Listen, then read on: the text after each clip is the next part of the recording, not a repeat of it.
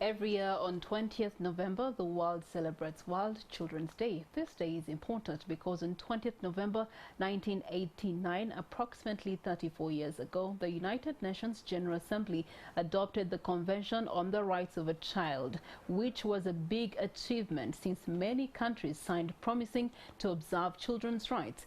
The convention sets strict standards for those governments to protect the rights of children, of which Uganda is one of them. Now, the UNCRC has several general conventions and commitments, and also comments on that very same key, which is the Generation Hope campaign, where it is derived from. And in general, you're looking at comment 26 on climate change. Given that climate crisis is creating a child rights crisis that directly poses as one of the greatest threats to children's survival, learning and protection, it is from this Save the Children launched the Generation Hope campaign together with children, stakeholders and partners to acknowledge the climate crisis as a child rights crisis that needs to be addressed with children as agents of change.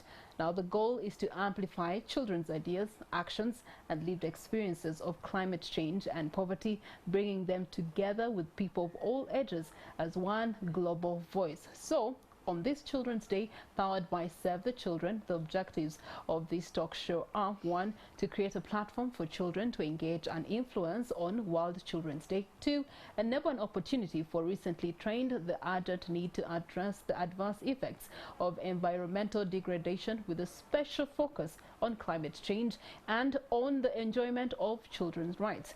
This year's World Children's Day is themed under Understanding the Rights and Responsibility of Children. My guests are children.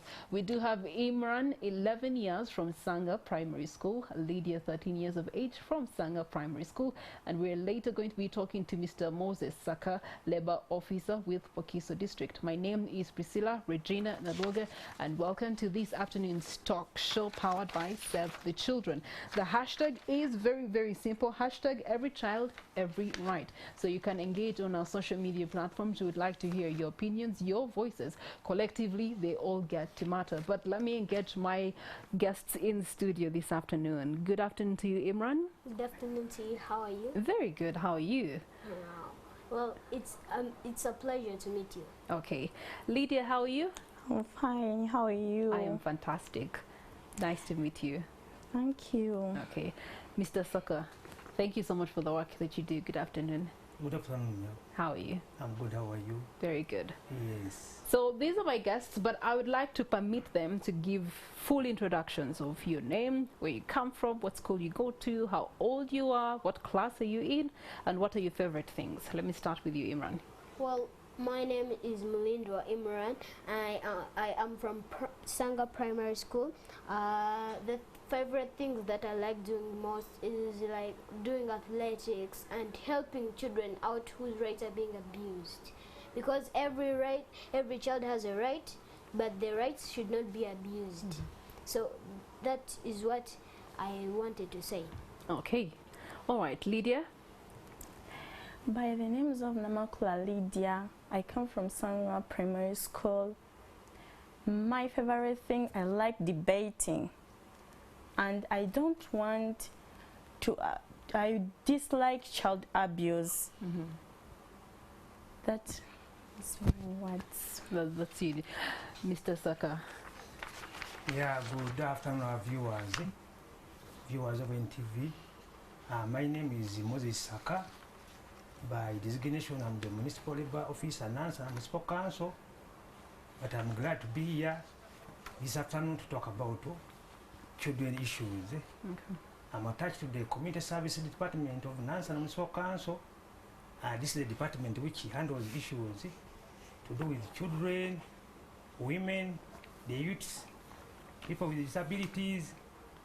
So, but this afternoon, we are going to focus on issues to do with the children. Okay. All right. The theme for the World Children's Day 2023 is every child, every right. It's equally the hashtag. So this means that all children have special rights and responsibilities. And that is where we're deriving our topic of discussion, understanding the rights and responsibilities of children in the world today. And so let me turn to Imran. What do you know as your rights and responsibilities as Imran? Well, as for me, rights are mine, and also are freedoms that are supposed to be given to me in life. So what I know about my rights is that I know that they should not be violated, and also they should be followed, and also they should be very, very taken seriously. Okay. Which are some of the rights you enjoy? Well, I like a right to education, a right to food, and a right to shelter. Okay. Which are the rights you don't enjoy? Well, there is no right that I don't enjoy because all the rights I enjoy, Okay. but just those mainly. Okay. All right. Lydia, what is your case when it comes to rights of that you enjoy as a child? How do you understand them as a child? And then which ones do you enjoy in particular? As me, I understand, like, if I want those rights is for me. I'm the one supposed to control it. I'm the one supposed to tell my parents or some others to tell them that I have my right to speak. There are so many children, they don't have the right to speak. But for me, I'm here to represent children. And I'm so happy. I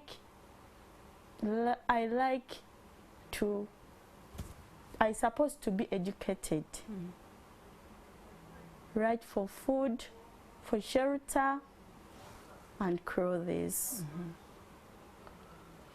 Those are my words. Is there a right that you know of that you feel you're not getting enough of? No. I don't think so.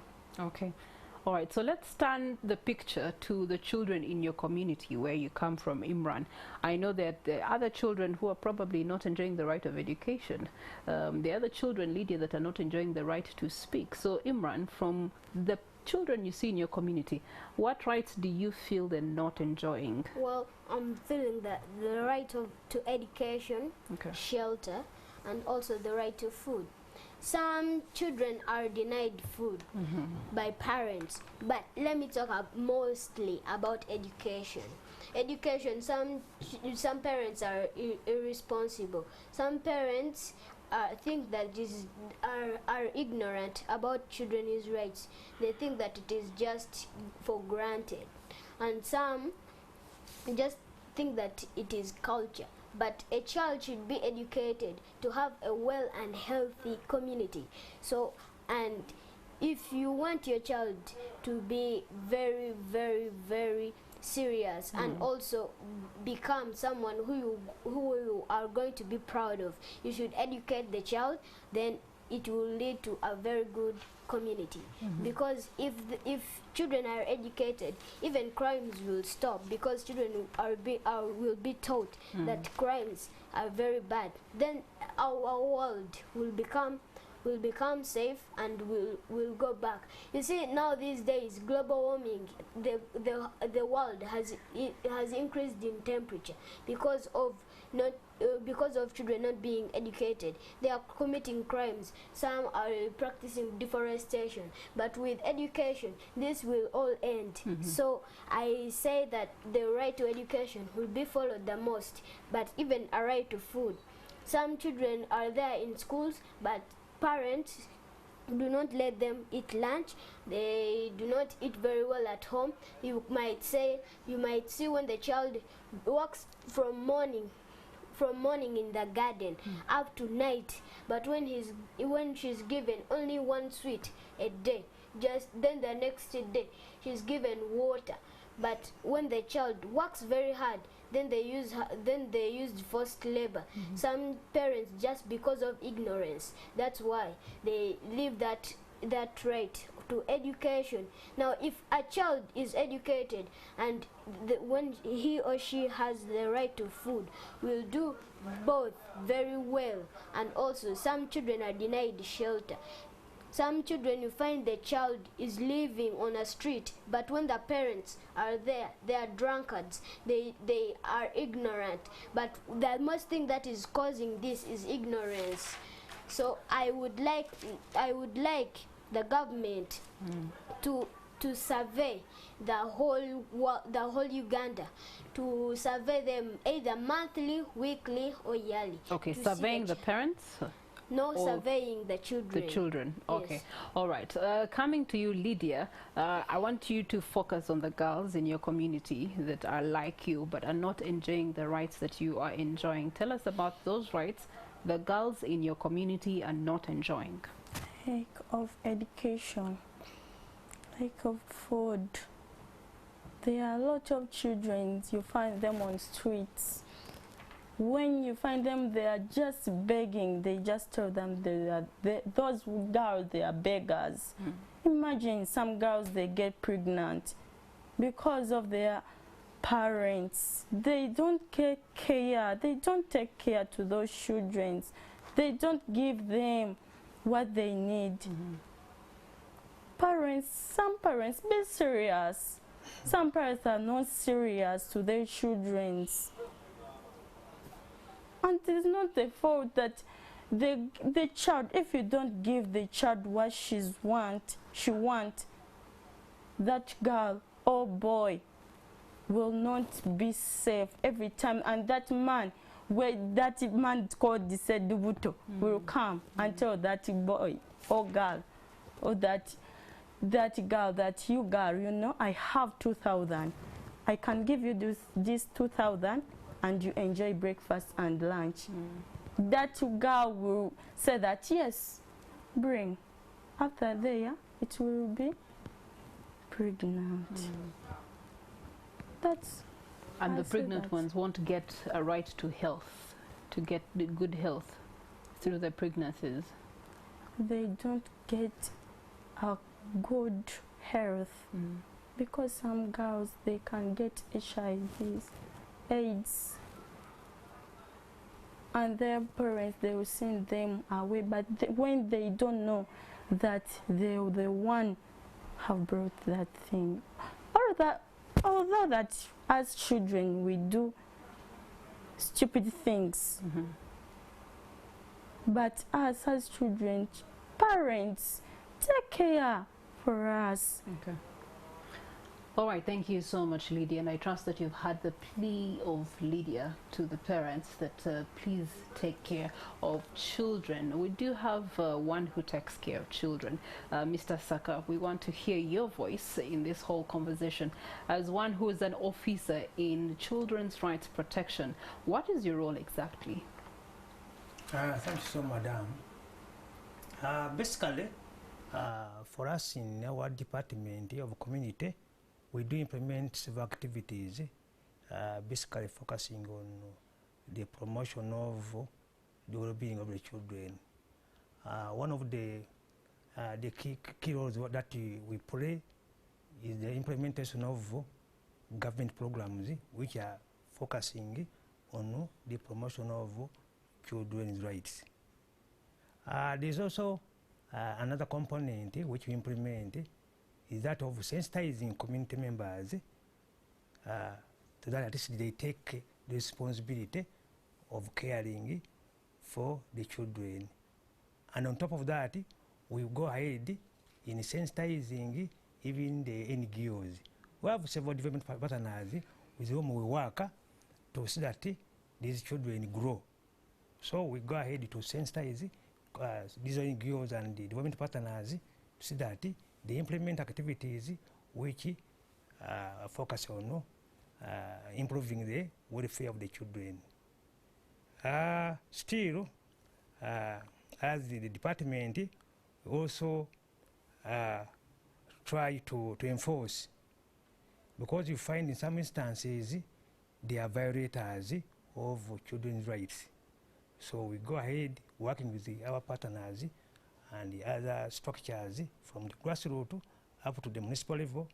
We go ahead to prosecute and to bring to book the violators of the rights of the children within our community.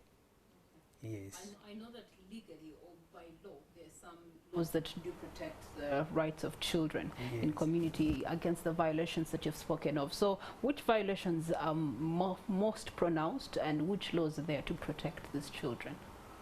There are various laws, but I think I can start with the swim law, the Constitution of the Republic of Uganda. That one, there is a full chapter 4, section 34. It outlines all the rights to do with the children. We also have the Penal Code Act. That one also looks at penalties which somebody who violates the rights of children could be prosecuted for violating. As far as the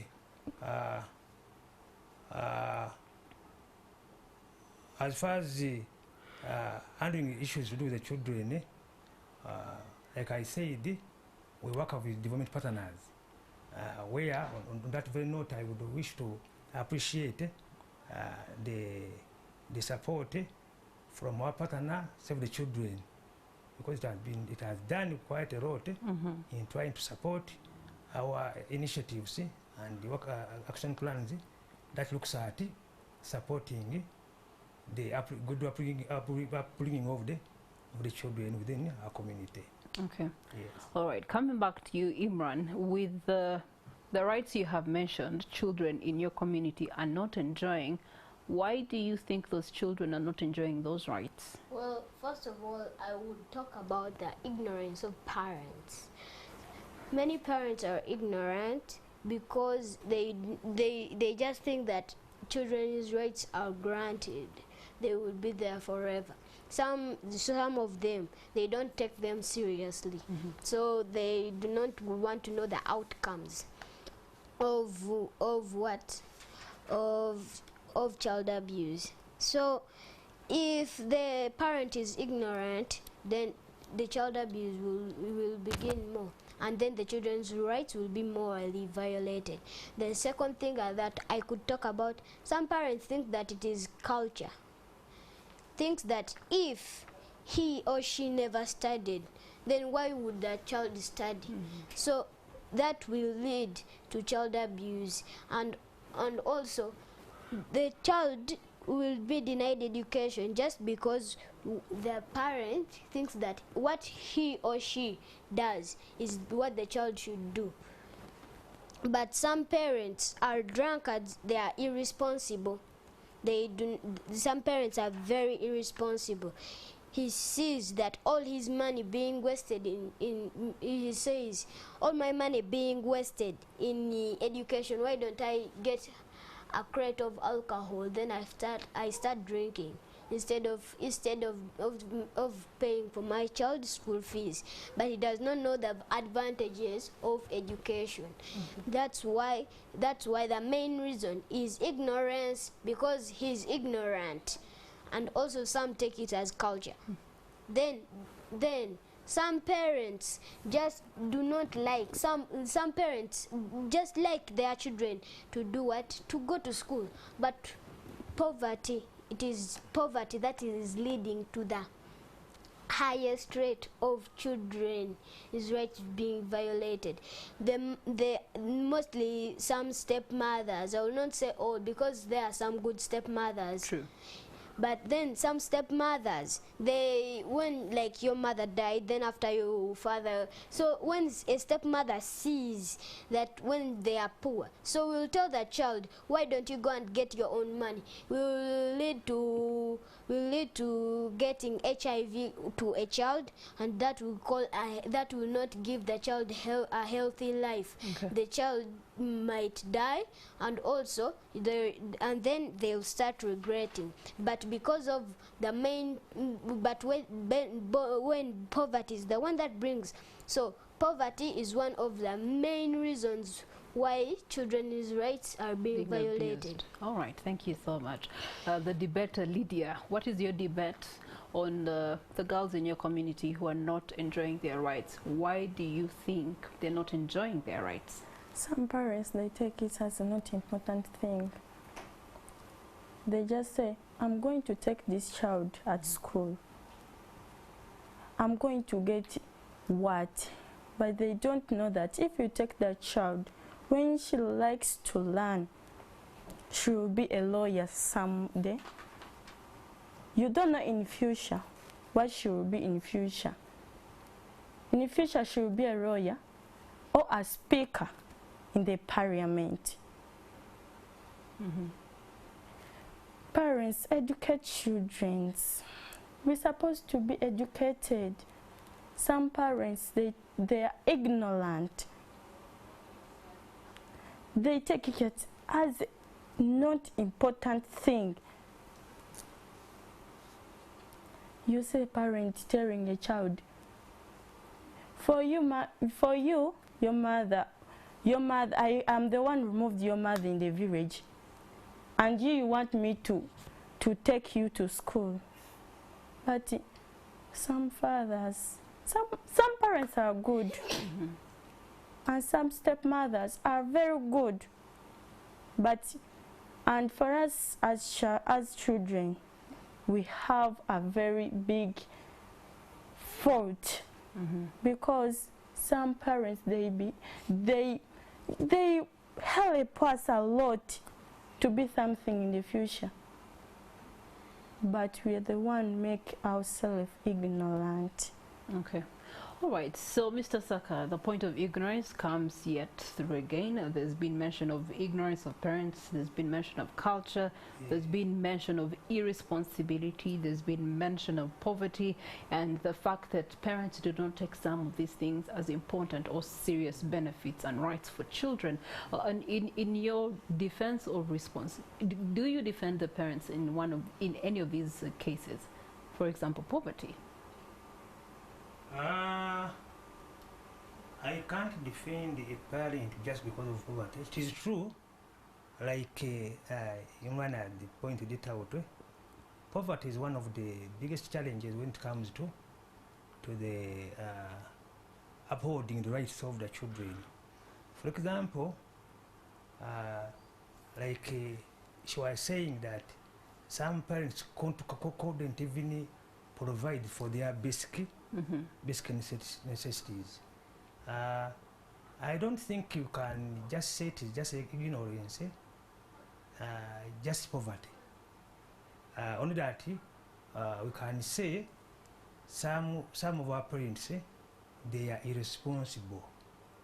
They are responsible in as far as providing for the children is concerned. Because once someone becomes a parent, it is just it is just a natural occurrence that somebody knows that I must provide for this child. I must feed for the child. I must make sure that the child is given clothes.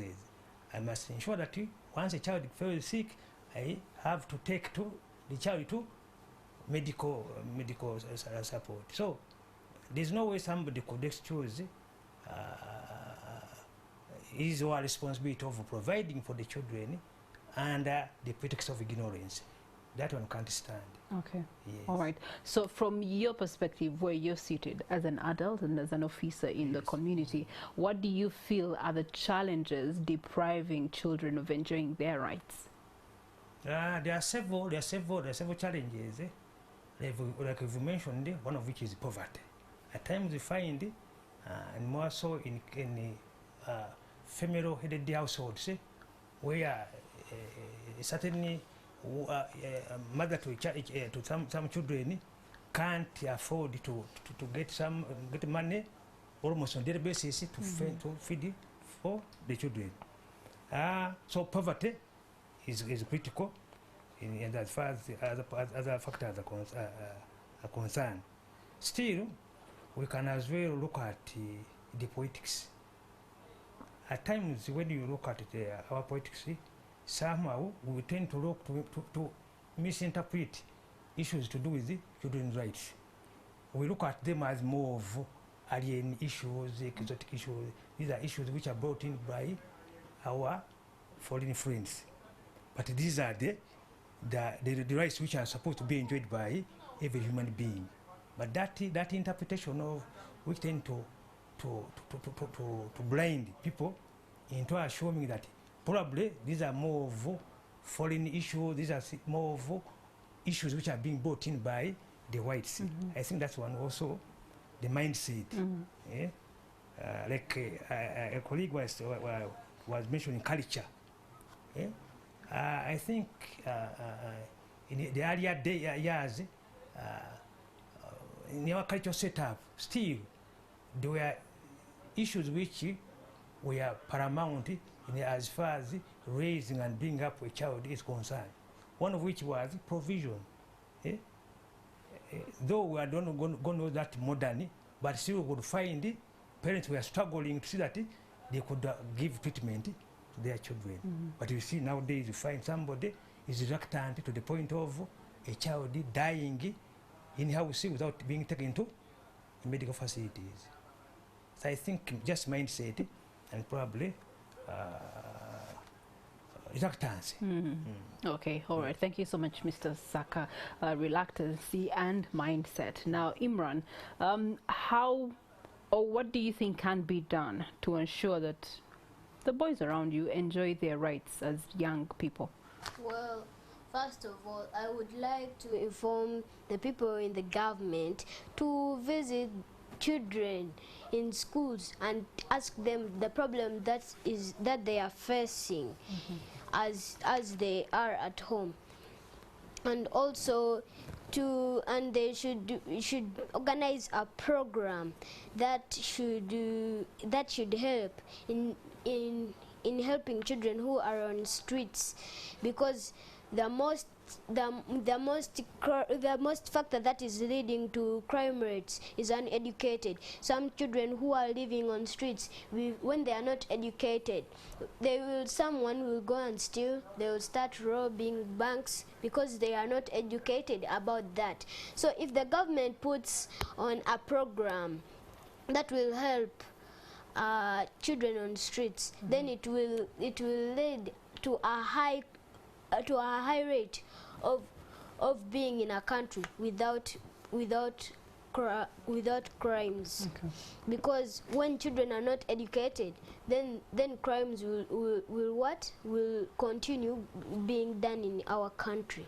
So if the government organizes a program like that, every child would be very pleased, and also everyone would be happy, and also parents would enjoy being with children who are educated and will be proud of them, and also the government will have a better Uganda, and also children will also look up to the government, and also speakers will come out rising, and then our Uganda will develop. Okay, all right. Lydia, what do you think can be done to help the girls in your community enjoy their rights? Education. Like, we have a lot of lawyers in our village, but where you come from, you have a lot of lawyers? Hey, we are children, we are lawyers. Okay, yeah.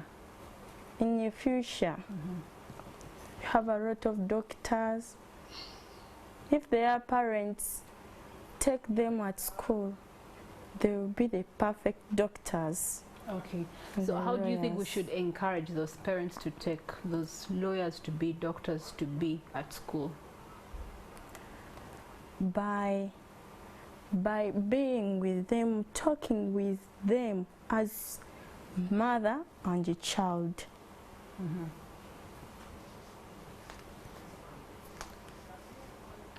Okay.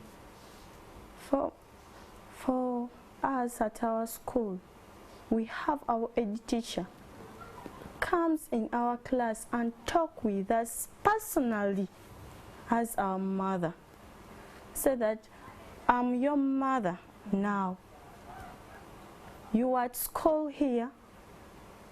Please don't be just making noise in class. Don't behave like a person who's nothing. Behave like a person who has something in the future, who is something in the future. Okay. That's why I like my headmistress a lot. She behaves like our mother at school, our grandmother. And I like my parents a lot because everything I need, they give me in the right time. Okay. All right, thank you so much, Lydia, for your submissions. To you, Mr. Saka, the submissions on this side of the debate are saying government should be more involved up to the grassroots, inquiring of the children's needs, rights and responsibilities and attending to them from their perspective. We also do have organizing elements or programs or projects that can take care of the children on the street, take them off the street if possible, and rehabilitate them of sorts. And of course, the final one that has come through is the family sensitization, which is something you mentioned earlier. So with that all collectively, what do you think as an officer from Wakiso District, what should be done? Before I could submit, I used to appreciate and thank Imran for his advice. As far as the community service department is concerned, this is what we have been doing in our daily activities. We've been conducting regular supervision. We've been conducting regular sensitization, only that we can just scale up. We've been sensitizing communities on issues to do with promotion of children's rights.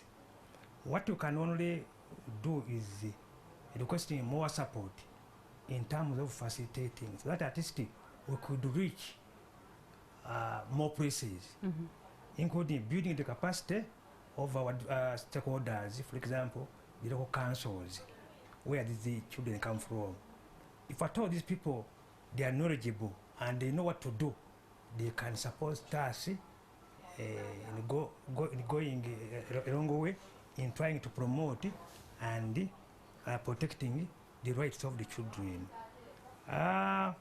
Still, in as far as the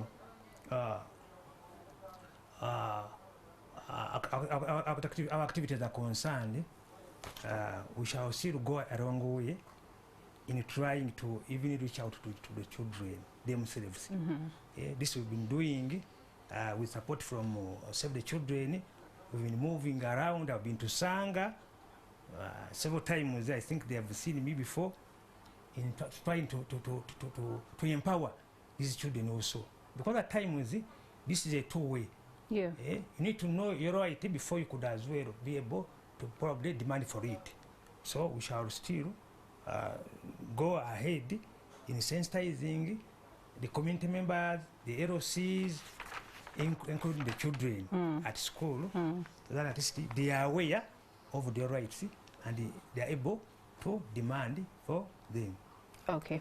All right. General comment number 26 in 2023 looks at children's rights and the environment with a special focus on climate change.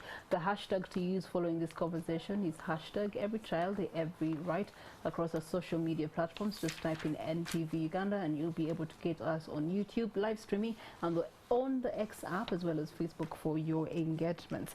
Now to Imran, the rain has been a lot, Yes. right? Yes.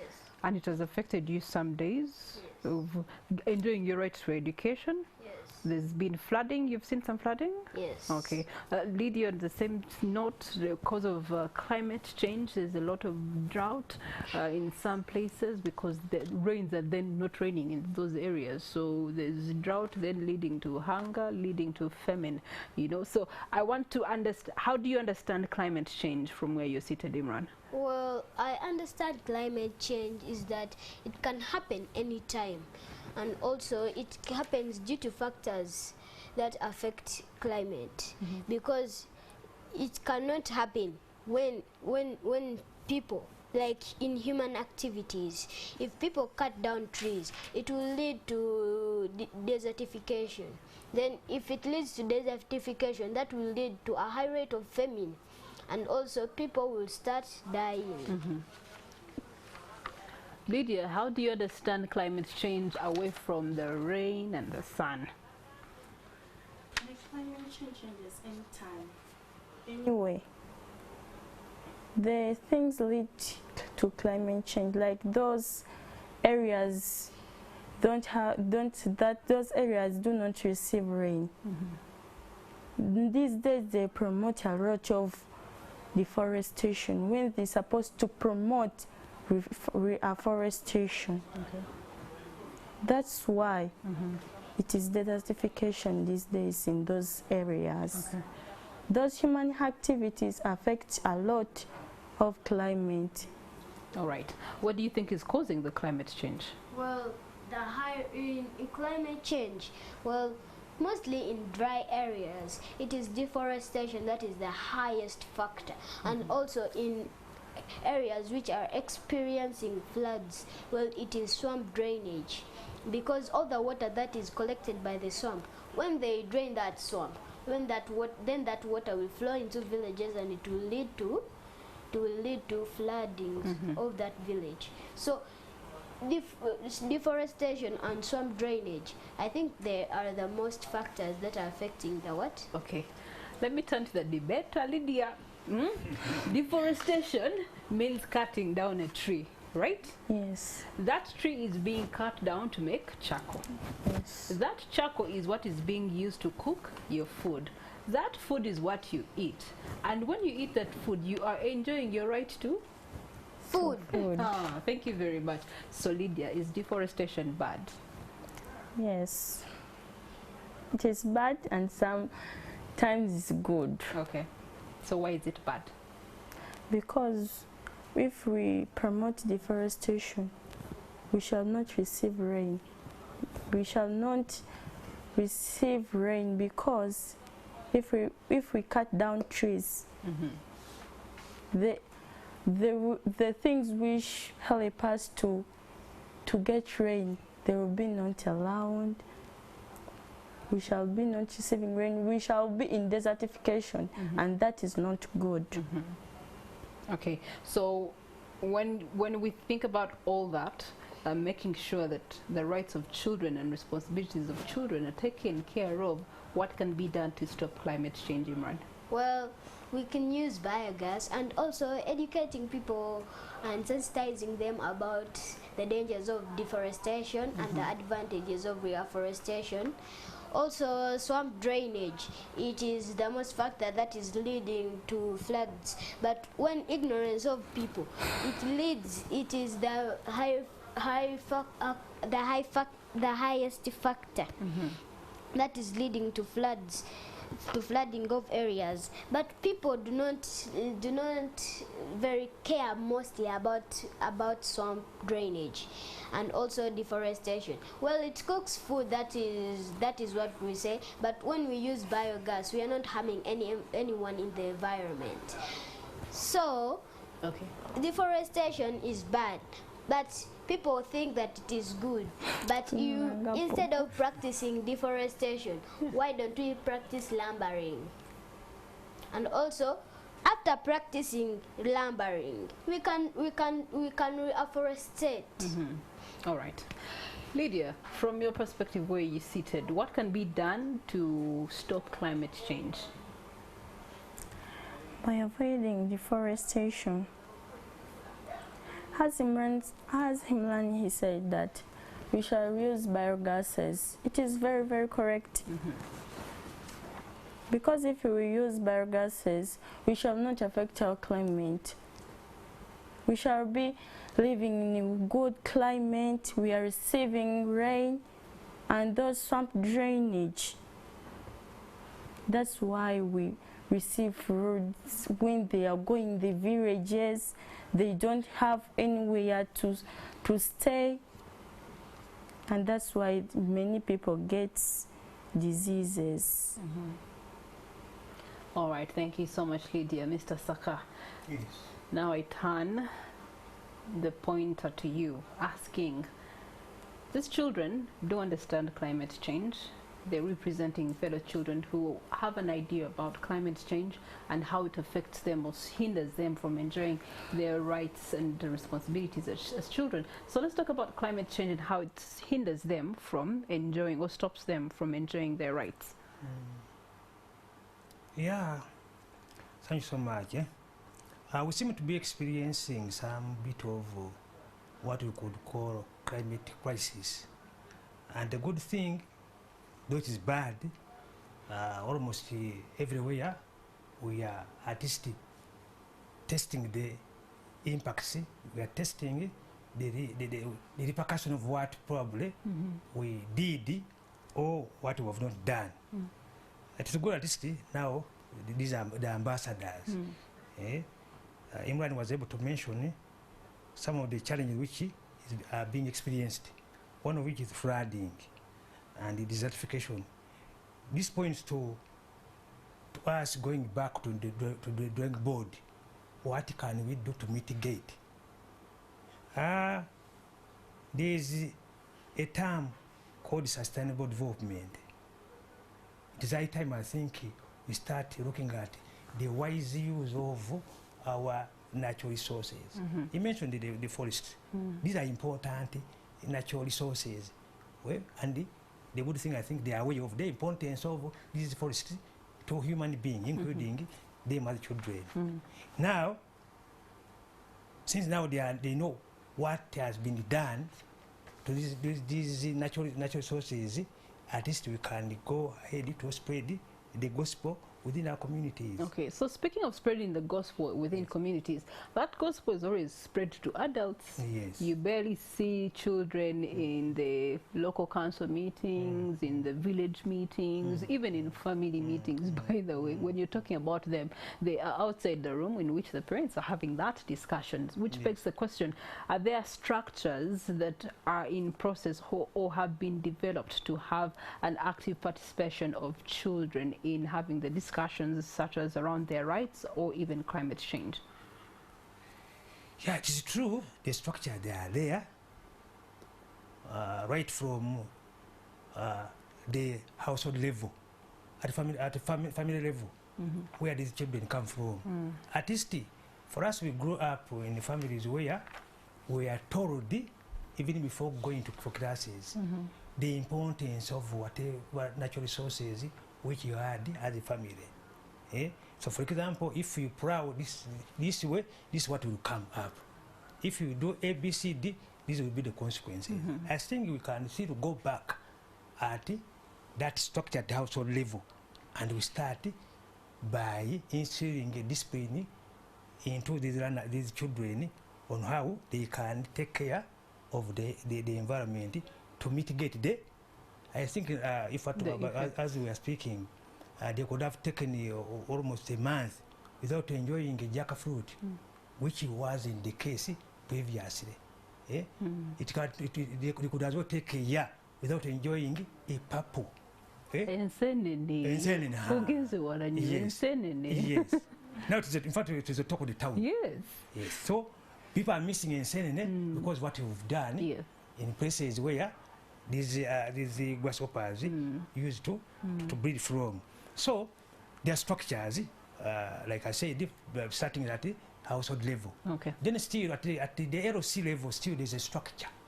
On that committee, there's a committee at the LOC level where you have a vice chairperson, preferably this is a female in charge of children's issues. I think they are aware.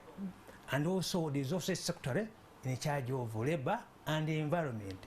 I think if at all you can start from that level, from the household level, the LOCs, churches, they take up issues to do with the environment. I think we can go ahead in mitigating and curbing down the activities which are detrimental to the environment. Okay. Yes. All right. Lydia, how do you feel about being on TV talking about children's issues? I feel good. And I'm wondering, that is me, Lydia?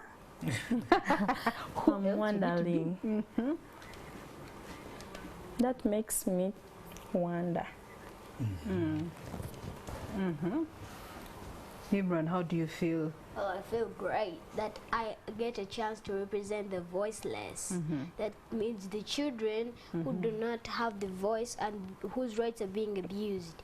So now I'm being the voice for the voiceless, and it makes me feel great and also respected.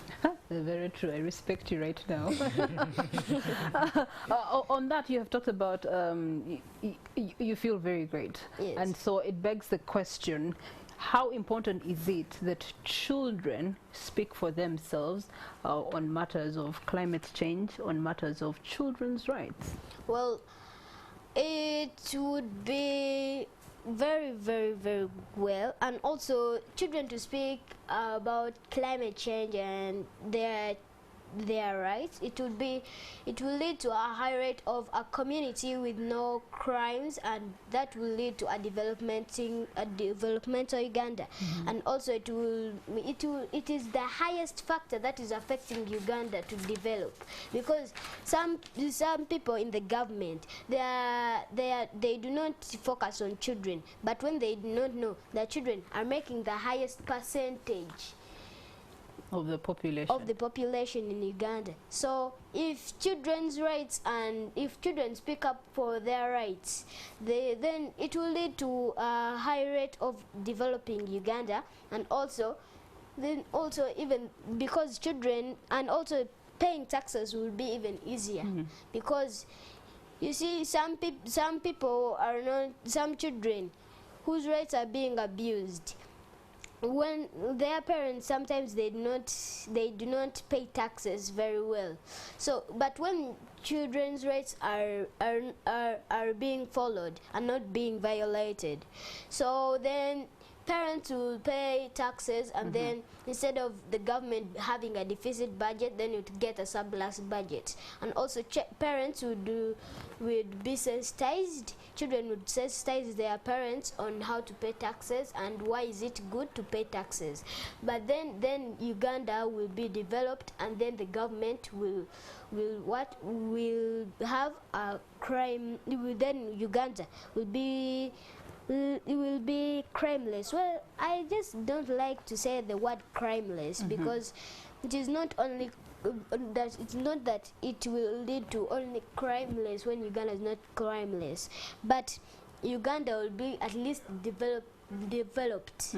Then it will be on a higher level. Then after, even Ugandans will say that is our Uganda, and will be proud of their own countries. All right, thank you so much, Imran. Lydia, at 13 years of age, do you see that man there? He was not confident to speak about children's issues the way you are, so we commend you for doing so. And why do you feel it is important that you yourself, at your age, you speak for yourself about how you feel about the rights and what you believe should be your right as a child? I feel good, but the why I am very proud, because I came here to speak, to talk how climate changes, child abuse. Thank you to give me this opportunity. For me, I say that it is how the way Imran talked about child abuse. There are many children are shy to talk, to say what is necessary. They just say that, I'm very shy to talk this. They get many problems, but they don't want to speak. But if you are there, a child, please speak your own and respect your parents. Okay. All right. Thank you so much, Lydia. Respect your parents. I like Lydia. She's advocating for both sides. She's also advocating that there's good parents out there doing their job, but some of you children are being big-headed and being stubborn, and therefore you're being yourself the reason for not enjoying those children's rights. Turning to Mr. Saka and asking the big question. They're ready. They can speak. They understand these conversations. How do we scale up children's engagement, involvement, participation, and voice in echoing the issues of society? I think we need to always be able to bring them on board, like we've done today. And I think from today, they are already ambassadors in as far as issues that affect the enjoyment of their rights. concern. We just need to always bring them on board. Like I mentioned, we have structures at the lower level, the household level, the LCs, even at the school. So there's also more of a structure where they could be invited and given an opportunity. Still, we can as well commit more resources. Commit more resources. This is a request, I think, to the political leaders. There is a talk, human rights, children's rights, but when it goes to resources, meager resources are put to issues to do with the promotion of the rights of the children. I think, as a government, we need to commit more resources in as far as the promotion of rights are concerned. And lastly, we need to revive, because like I've said, we have structures, but some of them they are no longer operational. Okay. We need to revive them, that I see they take up their responsibility in as far as issues to do the promotion of the rights of the children are concerned. All right. Imran, if you could give a message to the government, to the people who make the laws, what would you tell them? Well, I would tell the people who are in the government to strictly enforce that, even if the law is there but it is not very active. So I would like them to visit every school, and also either weekly, monthly or yearly or termly, because if a child, if you talk to a child personally and then you ask what is happening home, what problem is she facing as a child at home, then after it will lead, then the child will tell you all the problems facing at home, then you have a better way of helping her. But some children, the problem is they are threatened by their parents and also threatened by their elders. But when you speak to them personally and then you are like friends with them, then after they will tell you what is happening at home, and then it will become better for Uganda, and also to become very good in Uganda, and it will lead to a high rate of educated children, and also Uganda will be developed, as I have been saying. So some parents are also denying children their rights, and when they know that there is government coming, then they will just try to bribe their child. But children, you have to speak in order to live well. Okay. But if you don't speak, then after your rights will be morally abused. All right. But this reminds me of a friend of mine. I visited their home, and there were two sisters, and so we were in the kitchen, but they kept whispering, but they're adults. And then I asked them, why are you whispering? Say, well, we grew up being told to keep quiet, so communication was always in whispers. So now as adults, it becomes very hard to communicate. But I'm glad that Imran and Lydia, you're very good at communicating what you want and what you expect from the government. So Lydia, for you where you are seated, what would you want to tell the government? I would like to tell the government to be very serious, like NEMA. Please, NEMA, help us in our forests, in our climate. NEMA, you are the one supposed to be with that responsibility. In forests, the way the people they behave in forests, there are lots of deforestation now. But NEMA, what have you done? Please help us to be with a good climate. Okay. All right.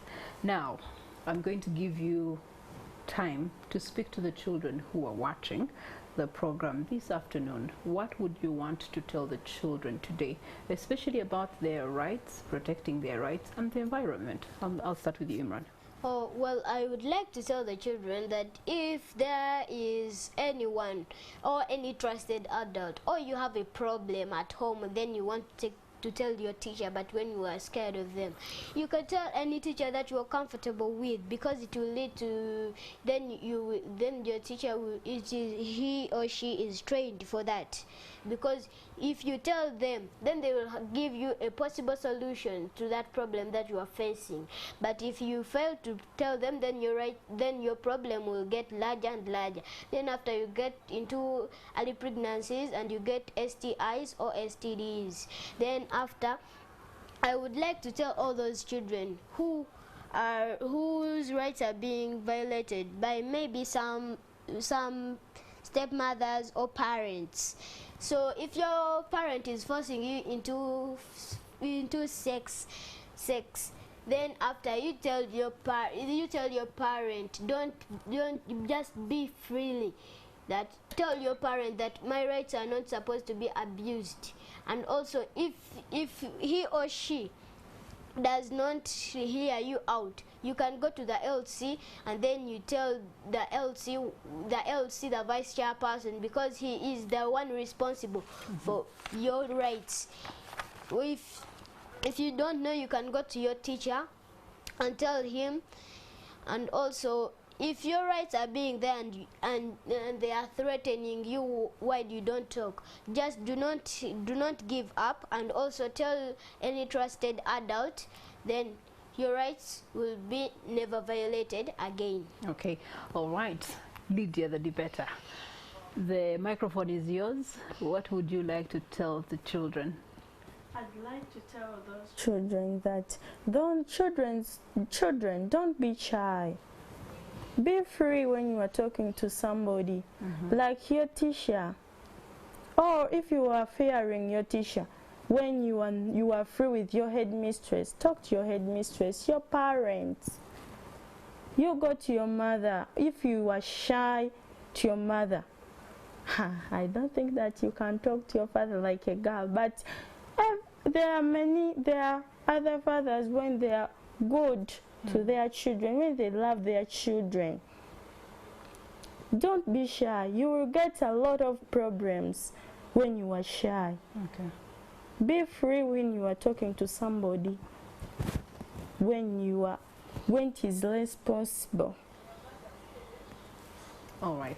Thank you so much, Lydia and Imran. Now, just picking up some comments on social media. On the X app, a comment that Mr. Saka said, right now we are paying for the mistakes we made years back. That is why we're having many climate change related challenges. It's good that young children are advocates on climate change, and we hope that every Ugandan will take up the responsibility on these issues. Then you do have Kasozi Bin Sultan coming on the X up and saying that's impossible in Uganda, where the industry parks are in wetlands, and also the cheap source of cooking energy is charcoal. Now, we also do have some comments on YouTube that have come through. Those of you that have been watching, thank you so much. Ronald Kasule says, nice work, well done, save the children. You do have Banaga Kevin saying this kids are bright. You do have also Kevin coming out and saying something about biogas and the fact that the future of Imran and Lydia is quite promising. So thank you so much for your engagements. The hashtag continues. The day is today, World Children's Day. Hashtag every child, every right. And of course, from this discussion, we have understood, one, the rights of children, and also the responsibilities that they do have. One of them is to speak up and actively participate in their own voice regarding all the issues, no matter how national they are. So thank you for sharing your thoughts on World Children's Day, and remember, every child deserves every right. And so let's keep talking, let's keep sharing, and keep making the world a better place for all the children. Thank you.